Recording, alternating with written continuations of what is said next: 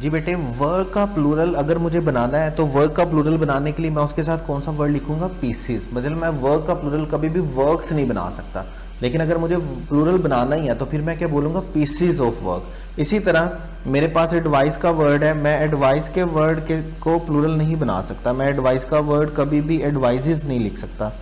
और अगर मुझे एडवाइस का प्लूरल बनाना है तो फिर मुझे बेटे क्या करना होगा? एडवाइस का प्लूरल बनाने के लिए क्या लिखना होगा? PCs of advice. मशीनरी के लिए, इक्विपमेंट के लिए या ज्वेलरी के लिए मुझे कौन सा वर्ड यूज करना होगा? मैं आइटम्स ऑफ मशीनरी बोल सकता हूँ, मैं आर्टिकल्स ऑफ मशीनरी बोल सकता हूँ, मैं पार्टिकल्स ऑफ मशीनरी बोल सकता हूँ, मैं पीसीज ऑफ मशीनरी बोल सकता हूँ। मतलब वो नाउन जिनका मैं डायरेक्टली प्लूरल नहीं बना सकता, उनका प्लूरल बनाने के लिए मुझे अपने पास क्या चाहिए होंगे?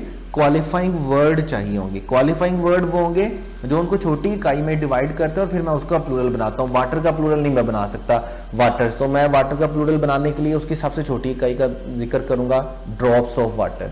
मैं सैंड का प्लूरल नहीं बना सकता, मैं साल्ट का प्लूरल नहीं बना सकता, तो उनका बनाने के लिए मैं क्या करूंगा? मैं बोलूंगा ग्रेन्स ऑफ सैंड, या मैं क्या बोलूंगा? Grains of salt. पीसीज का वर्ड यूज किया जाता है, उसके बाद आर्टिकल का वर्ड यूज किया जाता है, पार्टिकल का वर्ड यूज किया जाता है, आइटम्स का वर्ड यूज किया जाता है। आप कोई भी क्वालिफाइंग वर्ड यूज कर सकते हैं, लेकिन आप उसके साथ डायरेक्टली एस का वर्ड यूज करके प्लूरल नहीं बनाएंगे। या तो मीनिंग चेंज होंगे या वर्ड बनेगा ही नहीं। जैसे मैं अगेन एग्जांपल दूंगा, जैसे अगर मैं वर्क है, वर्क का मतलब होता है असाइनमेंट या ड्यूटी, जैसे अभी हमने बात की काम। और अगर मैं वर्ड लिखता हूं वर्क्स, तो ये इसका प्लूरल नहीं बनेगा। वर्क्स का मतलब हमारे पास क्या होगा? डिस्कवरीज, इन्वेंशन और कंट्रीब्यूशन। और अगर मुझे इसका प्लूरल बनाना है तो प्लूरल बनाने के लिए मुझे कैसे लिखना होगा? Pieces of work. मैं इसका डायरेक्टली प्लूरल नहीं बना सकता। अभी जैसे हमारे पास वर्ड है एडवाइज, ठीक है, या हमारे पास वर्ड होता है अब्यूज। तो अब्यूज का या एडवाइस का मतलब का वर्ड अगर प्लूरल मुझे चाहिए तो मैं एडवाइजेज या अब्यूजेज नहीं बनाऊंगा। मैं इनका कैसे बना सकता हूं? मैं इनका प्लूरल बना सकता हूं पीसेज ऑफ एडवाइस। मैं इनका कैसे बना सकता हूं? Words of advice. या मैं इनका कैसे बना सकता हूं? एक्सप्रेशन ऑफ अब्यूजेज, या वर्ड्स ऑफ अब्यूजेज, या पीसेज ऑफ अब्यूजेज। अगर मुझे इनका प्लूरल बनाना है, अगर मुझे अब्यूजेज नहीं बोलूंगा, मैं अब्यूज लिखूंगा, तो मैं बोलूंगा pieces of advice, words of advice, expression of advice, या pieces of abuse, expressions of abuse, या वर्ड्स ऑफ अब्यूज। तो ग्रुप 5 आपने याद रखना है। हम डायरेक्टली एस या ई एस के साथ इनका प्लूरल नहीं बनाते हैं। इनका प्लूरल बनाने के लिए हमें क्वालिफाइंग वर्ड चाहिए होते हैं। अब there are a variety of qualifying words. आप कोई भी क्वालिफाइंग वर्ड यूज कर सकते हैं, ऐसा नहीं है कि जो 2, 3, 4 मैंने लिखे हैं सिर्फ यही है, और बहुत से क्वालिफाइंग वर्ड है जो अब यूज हो सकते हैं। लेकिन जो सबसे ज्यादा यूज होते हैं वो हमारे पास कौन से हैं? Piece, item, particle, article, chunk, drop और ग्रेन। मैं दोबारा बोल देता हूं, अच्छे से नोट करना है। Piece, item, article, particle, chunks, drop और एंड ग्रेन। ग्रुप 5 की बात कर रहे थे। अभी हमारे पास है बेटे ग्रुप 6, ठीक है। ग्रुप 6 में अगर आप चलेंगे, सब्जेक्ट नेम्स, ये थोड़ा सा टेक्निकल है, समझने वाली बात है। जितने भी सब्जेक्ट नेम्स हैं हम उनको सेंटेंस में 2 तरह से यूज करते हैं, याद रखिएगा।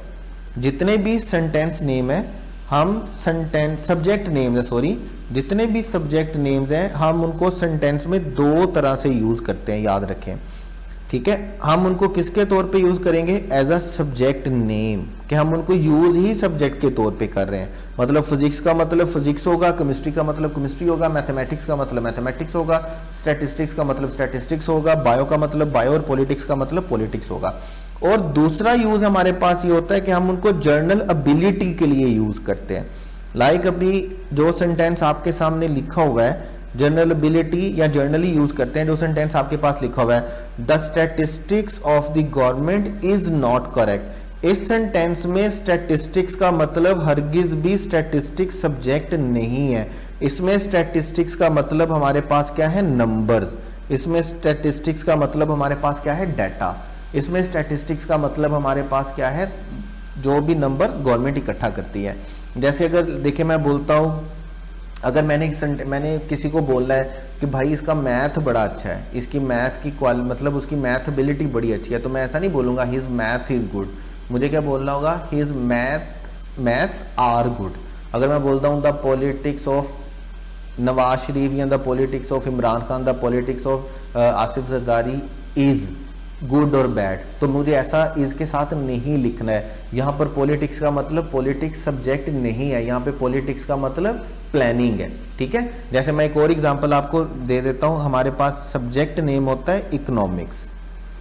अब इकोनॉमिक्स, अगर मैं सेंटेंस बोलता हूँ economics is an interesting subject, तो यहां तक तो ये बात समझ में आती है कि मैंने इकोनॉमिक्स के लिए इज का वर्ड यूज किया।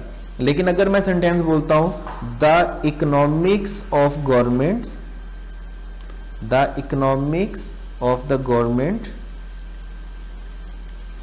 इज नॉट गुड, तो यहां पर बात गलत हो जाएगी। यहां पर बात क्यों गलत होगी? यहां पर इकोनॉमिक्स का मतलब हरगिज भी सब्जेक्ट नहीं है। यहां पर इकोनॉमिक्स का मतलब आपके पास क्या है? प्लान्स। यहां पर इकोनॉमिक्स का मतलब आपके पास क्या है? स्ट्रेटेजीज। यहां पर इकोनॉमिक्स का मतलब आपके पास क्या है? प्लान्स और स्ट्रेटेजीज। यहां पर इकोनॉमिक्स का मतलब हरगिज भी सब्जेक्ट नेम नहीं है, याद रखिएगा। जितने भी सब्जेक्ट नेम हैं, अगर आप उनको सेंटेंस में सब्जेक्ट के तौर पे यूज करेंगे तो वो डेफिनेटली किसके तौर पे यूज होंगे? सिंगुलर यूज होंगे। और अगर आप सेंटेंस में उनको जर्नल यूज करेंगे तो देन हम उनको किसके तौर पे यूज करेंगे? प्लूरल के तौर पे ट्रीट करेंगे, जैसे एग्जांपल्स आपके सामने लिखी हुई है। तो बेटे याद रखिएगा, शुरू से बिल्कुल एंड तक मैं 1 मिनट में पूरी बात को सम अप करने लगा हूं। बिल्कुल स्टार्ट से देखिए, हमने कहा एक रूल हमारे पास जो बेसिकली होता है वो क्या होता है? Subject verb agreement. Subject verb agreement हमारे पास क्या होगा? हमारा सब्जेक्ट सिंगुलर है तो हमारा वर्ब भी क्या होगा? सिंगुलर। अगर हमारा सब्जेक्ट प्लूरल है तो हमारा वर्ब भी क्या होगा? प्लूरल होगा। ये बिल्कुल एग्जैक्ट बात है।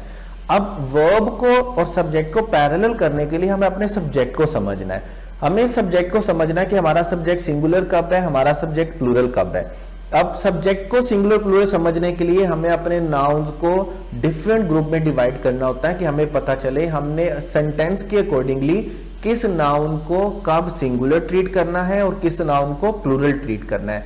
इसलिए हमने अपने नाउन्स को 6 ग्रुप में डिवाइड किया, G1, G2, G3, G4, G5, G6 के नाम से।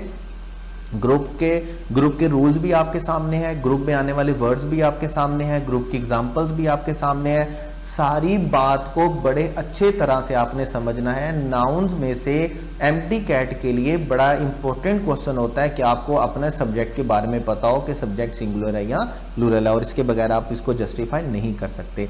यहाँ तक के नोट्स बनाने हैं और एज यूजुअल मुझे सेंड करने हैं, बड़े अच्छे नोट्स बना के, बड़े साफ सुथरे, बहुत सारे बच्चों ने बनाया है। और इंशाल्लाह ताला कल के लेक्चर में मेरी कोशिश रहेगी कि कल के लेक्चर में जो नोट्स बच्चों ने भेजे हैं उनके नाम के साथ उनको मैं अपनी प्रेजेंटेशन में शामिल करूं। ठीक है बेटे, अपना ढेर सारा ख्याल रखिएगा। नाउन की ग्रुपिंग यहाँ पे ख़त्म होती है। नेक्स्ट जो होगा वो हमारा काउंटेबल नाउन का रूल है या प्रेफरेंस का रूल है, वो अभी हम देखते हैं, आपके सामने अवेलेबल होगा। ओके बेटे, अल्लाह हाफिज़।